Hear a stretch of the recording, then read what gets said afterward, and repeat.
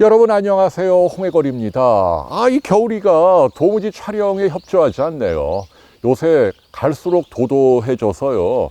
좀 얄미울 때가 있습니다. 여러분 양해 부탁드리고요. 자, 오늘 굳은 땅은 저희 집 마당에서 진행하려고 합니다. 보시는 것처럼 낙엽이 쭉 떨어져 있는데 늦가을 정취를 느끼게 합니다. 여러분도 아무쪼록 아름다운 계절을 만끽하시기 바랍니다. 자, 오늘 제가 준비한 주제는요, 우리가 어디가 아플 때 또는 몸이 불편할 때 어떻게 대처해야 하는지 중요한 방법들 알려드리고자 합니다. 비욘디 라이브를 통해서 사실은 여러분들이 실시간으로 물어보시는데요, 여기서 미처 답변을 듣지 못하시는 분들을 위해서 저희가 별도의 앱을 하나 만든 게 있습니다. 포털에 가서 비욘디 검색하면 뜨고요. 핸드폰에 까십시오. 그러면 여러분들이 이 글을 통해서 진료 과목별로 궁금한 거 물어보시면 뭐 저나 박현아 선생님이나 아니면 저희 비욘디를 도와주시는 600여 분의 멘토 선생님들이 지식 나눔으로 여러분께 답변을 드리고 있습니다. 가끔 저도 들어가 보는데요, 정말 각양각색의 증세들을 호소하고 있습니다. 자, 그럴 때 우리가 어떻게 대처해야 할까요? 오늘 그 방법들을 설명드리겠습니다. 제주에서 가장 흔히 보는 나무죠. 이름이 독특합니다. 먼나무라고 하는데요. 보시는 것처럼 겨울철에 이렇게 빨간 색깔의 아름다운 열매를 맺습니다. 여러분, 내 몸에서 어떤 증세가 나타날 때 첫 번째 주의사항은요, 이 증세가 언제 시작했는지 따져보는 거죠. 영어로는 onset time이라고 합니다. 이게요, 4, 5년 전부터 예컨대 시작을 했다. 그러면 굉장히 아프고 괴롭고 중병처럼 보인다 하더라도 별거 아닌 경우가 많다는 얘기죠. 의사들은 그 이야기를 듣는 순간 일단 걱정의 수위를 낮춘다는 얘기죠. 왜냐하면 그게 암을 비롯한 중병이 원인이라면 그렇게 오랜 시간 동안 증세가 평탄하게 지속되지 않는다는 얘기죠. 1, 2년 안에 이렇게 점점 심해지는 양상을 보이기 때문이죠. 그래서 그만한 증세가 뭐 몇 년 동안 지속되어 왔다. 그러면 아무리 괴롭다 하더라도 대개는 양성 질환이다. 치명적인 게 아니다. 너무 걱정하지 마십시오라는 얘기죠. 반면 이제 4, 5개월 이내에 갑자기 전에 경험하지 못했던 증세가 나타나면 그건 좀 눈여겨 보셔야 한다는 얘기죠.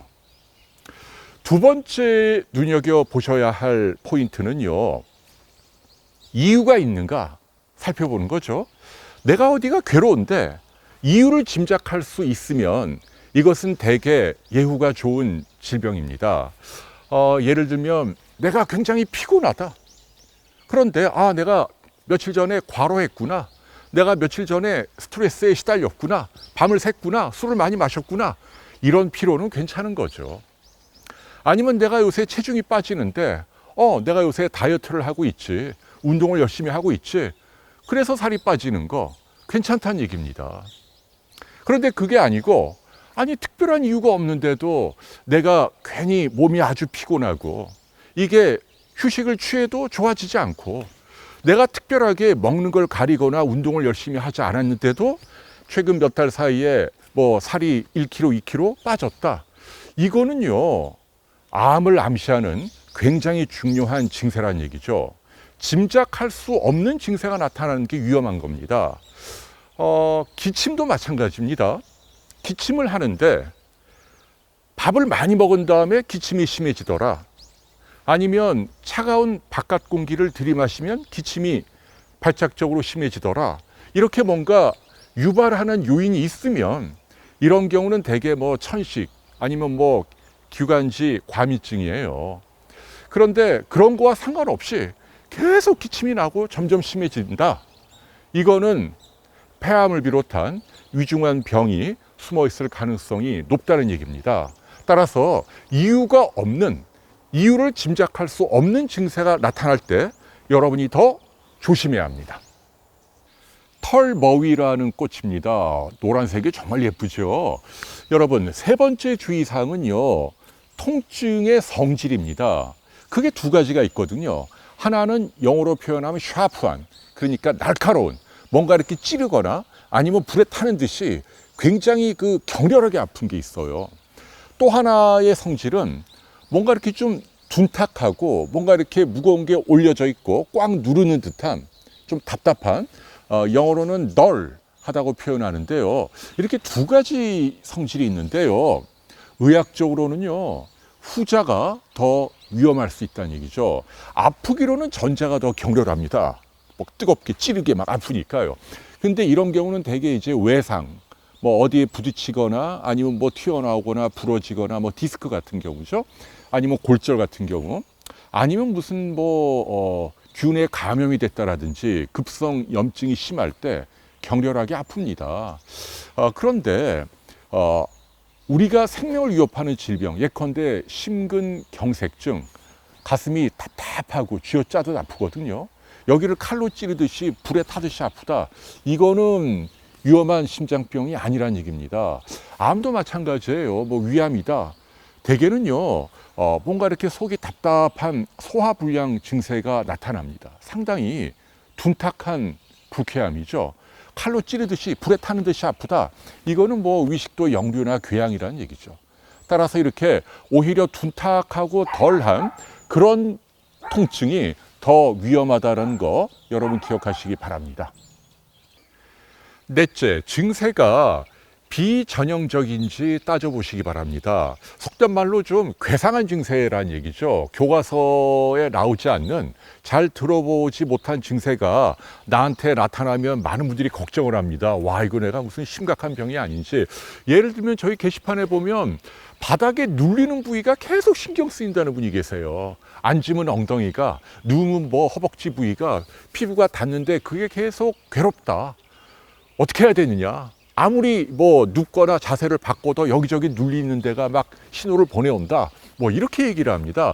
어떤 분들은 뭐 뜨거운 열기가 몸 안을 막 돌아다닌다. 어쩔 때는 뭐 이쪽이, 어쩔 때는 등이, 옆구리가 뭐 이런 식으로 얘기를 하고요. 어떤 분들은 뭐 이 목 안에 뭔가 이렇게 꽉 이물감이 심하게 느껴진다. 그래서 침도 제대로 못 삼키겠다. 숨을 제대로 못 쉬겠다. 답답하다. 병원에 가면 이상이 없다 그런다. 이렇게 얘기합니다. 이건요, 대부분 우리 신경의 문제입니다. 신경이 과민해져서 내 몸에 괴상한 증세로 표출이 되는 거죠. 우리가 이걸 이제 히스테리 또는 신체화 장애라고 얘기하고요. 정신과적으로 접근하면 좋습니다. 항불안제 같은 거 먹으면 씻은 듯이 좋아지는 경우를 많이 경험하죠. 그래서 전형적인 증세가 아닌 좀 특이한 증세는요, 너무 걱정하지 마십시오라는 얘기입니다. 자, 다섯 번째, 내가 일상을 유지할 수 있는가? 이게 아주 중요합니다. 가령 내가 굉장히 괴롭고 힘들고 정말 심각한 어떤 불편한 증세에 시달린다 하더라도 내가 학교도 잘 다니고 성적도 잘 나오고 직장에도 잘 다니고 가정생활도 원만하고 사회적으로 아무 문제가 없잖아요. 그런 분들은 대개 중병이 아닙니다. 본인만 심하게 주관적으로 괴로운 거죠. 반대로 나는 별로 안 아픈 것 같은데 뭐 휴학을 하고 직장에서 트러블이 생기고 뭐 음주 운전을 한다라든지 가정 불화가 생긴다라든지 이런 분들은요, 대개는 바로 치료가 필요한 중병이 숨어 있을 확률이 높다는 얘기죠. 마지막으로요, 내 몸은 내가 안다라는 태도를 조심하시기 바랍니다.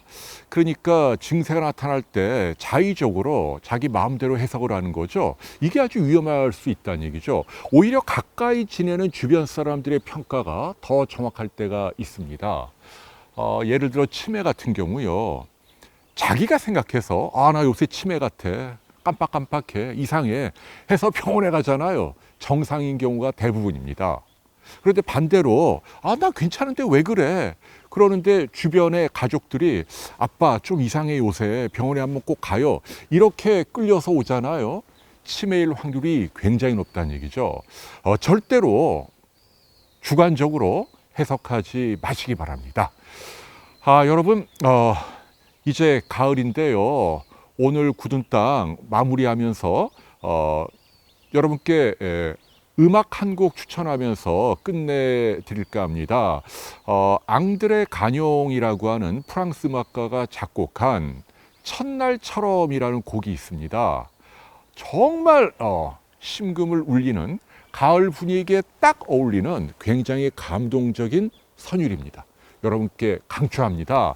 자, 첫날처럼 유튜브 검색 통해 들으시면서 행복하고 즐거운 한 주 보내시기 바랍니다. 감사합니다.